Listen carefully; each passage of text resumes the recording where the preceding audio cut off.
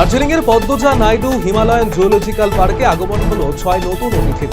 এই ঘটনায় ব্যাপক উচ্ছ্বসিত চিড়িয়াখানা কর্তৃপক্ষ। বন দপ্তর সূত্রে জানা গিয়েছে, হায়দ্রাবাদের নেহেরু জুওলজিক্যাল পার্ক থেকে আনা হয়েছে এক জোড়া সাদা রয়্যাল বেঙ্গল টাইগার দম্পতি ও দুজোড়া গোল্ডেন জ্যাকেল বা সোনালী শেয়াল। নতুন অতিথির আগমনে ব্যাপক উচ্ছ্বসিত চিড়িয়াখানা কর্তৃপক্ষ ও বন দপ্তরের আধিকারিকেরা।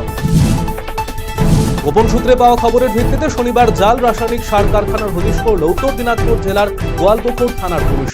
বাজেয়াপ্ত করা হলো বিপুল পরিমাণ জাল রাসায়নিক সার।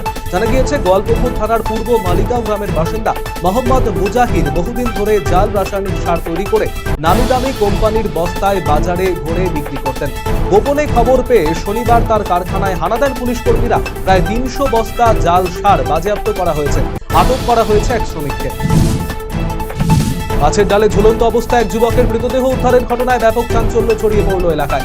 ঘটনাটি ঘটেছে খড়িবাড়ির জায়গির জোতে। জানা গিয়েছে, মৃতের নাম সমীর বিরজা, জায়গির জোতের বাসিন্দা। পরিবার সূত্রে জানা গিয়েছে, গত 1 মাস ধরে মানসিক অবসাদে ভুগছিলেন তিনি। শুক্রবার গভীর রাতে বাড়ির বাইরে বের হয় সে। রাতে তাকে খোঁজাখুঁজি করলো, খোঁজ মেলেনি তার। এদিন গ্রামের আইসিডিএস সেন্টারে পেছনের একটি গাছে ঝুলন্ত অবস্থায় তাকে দেখতে পান স্থানীয়রা। পুলিশে খবর দেওয়া হলে খড়িবাড়ি থানার পুলিশ ঘটনাস্থলে পৌঁছে মৃতদেহ উদ্ধার করে ময়নাতদন্তের জন্য উত্তরবঙ্গ মেডিকেল কলেজ ও হাসপাতালে পাঠিয়েছে। মানসিক ভারসাম্যহীন এক ভবঘুরে মহিলা গর্ভবতী হওয়ার ঘটনায় ব্যাপক চাঞ্চল্য ছড়ালো মাটিগাড়ার বালাসন কলোনিতে। জানা গিয়েছে, বেশ কিছুদিন ধরে মহিলা বালাসন কলোনিতে ঘোরাঘুরি করছিল।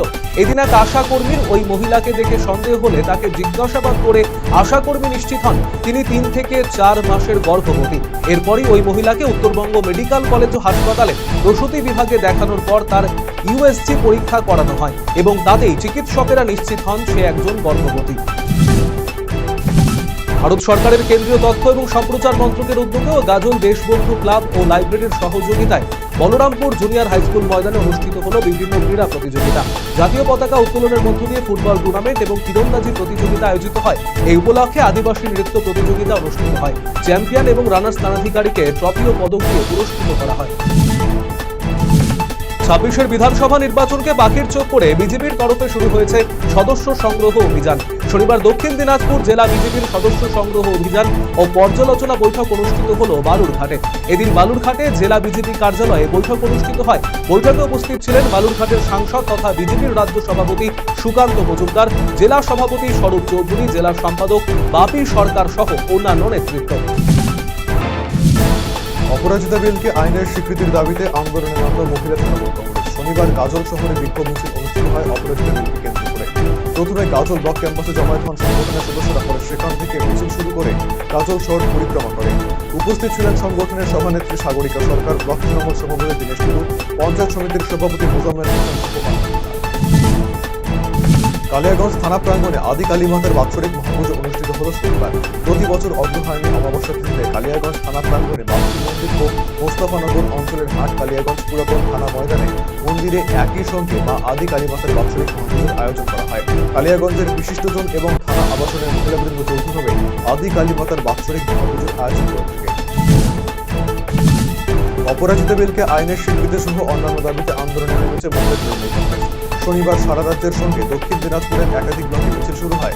মিছিলটি শুরু হয় বালুরঘাট হাইস্কুল ময়দান থেকে। মিছিলের নেতৃত্বে ছিলেন জেলা মহিলা তৃণমূল কংগ্রেসের সভানেত্রী প্ল্যাকার্ড ও পোস্টার হাতে নিয়ে মিছিলে সামিল হন সংগঠনের সদস্যরা। রায়গঞ্জে সাংবাদিক বৈঠক করলেন অভয় মঞ্চের আহ্বায়ক ডাক্তার কমনাশ চৌধুরী। তিনি বলেন, রায়গঞ্জ শহরে গত 114 দিন ধরে আর্জিগড়ের ঘটনার পরিপ্রেক্ষিতে চিকিৎসক সহ সর্বস্তরের মানুষের হৃদয়ে যে আলোড়ন তৈরি হয়েছে, যে প্রতিবাদের সুর গড়ে উঠেছে, সেই প্রতিবাদের সুরকে এক সূত্রে বাঁধার জন্য আজকে আমরা রায়গঞ্জ শহরে সমবেত হয়েছি।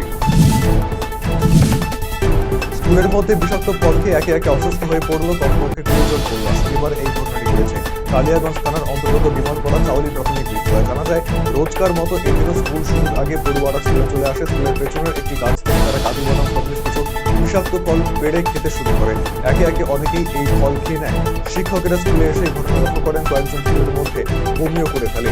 বাড়ি গিয়ে সকলের অবস্থা আরো খারাপ হতে শুরু করে। এরপর তাদের রায়গঞ্জ মেডিকেল কলেজ ও হাসপাতালে ভর্তি করানো হয়।